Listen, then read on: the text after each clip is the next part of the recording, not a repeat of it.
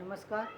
MSD 6 के अंतर्गत निरंतर बढ़ती महंगाई ने गरीबी, भुखमरी से आम आदमी के आत्मनिर्वासन की प्रक्रिया को तेज कर दिया। जातिवाद, सांप्रदायिकता, झगड़े, पिछड़े का खतरनाक विभाजन, राजनीति में अपराधीकरण का वर्चस्व, धर्म में राजनीतिकरण से पूरा देश तबाही की ओर बढ़ा। यानी ये चीज़ें एकदम बढ़ गई। उस समकालीन कविता के समय पर क्या कौन कौन सी चीज़ें बढ़ गई एकदम, कि जातिवाद बढ़ गया, सांप्रदायिकता बढ़ गई, झगड़े बढ़ गए लोगों के अंदर, पिछड़े का खतरनाक जो जो पिछड़ापन, यानी एक तो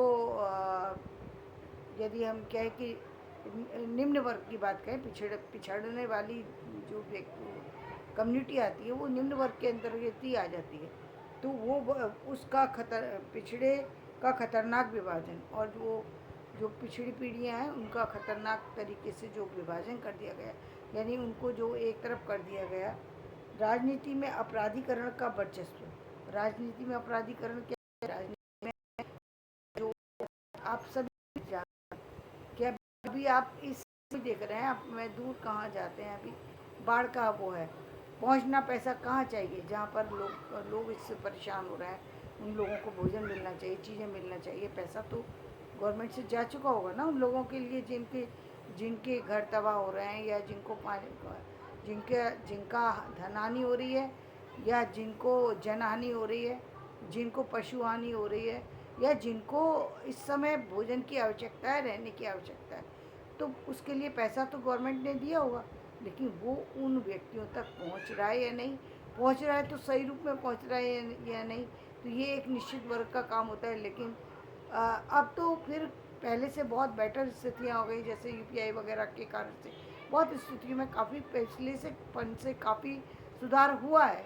लेकिन फिर भी हम कहें तो जब हम इस समय में हम देखते हैं कि राजनीति में अपराधीकरण के तत्व रहते हैं, अपराधीकरण की प्रवृत्ति रहती है, वहाँ हम उस समय में अपराधीकरण की ये प्रवृत्ति बहुत बढ़ चढ़ करती थी।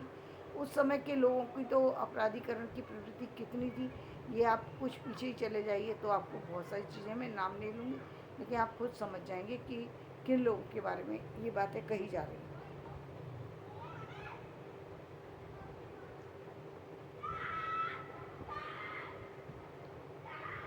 धर्म के राजनीतिकरण में पूरा देश तबाही की ओर बढ़ा, और धर्म की राजनीति तो वो भी एक उसमें भी तरह तरह की तबाहियाँ जो हो रही थी, तरह तरह के जो नुकसान लोगों को पहुंच रहे थे वो बढ़ रहे थे। गांधी का स्वदेशी आंदोलन अमेरिकी कर्ज पर चलने वाली सरकारों ने निगल लिया।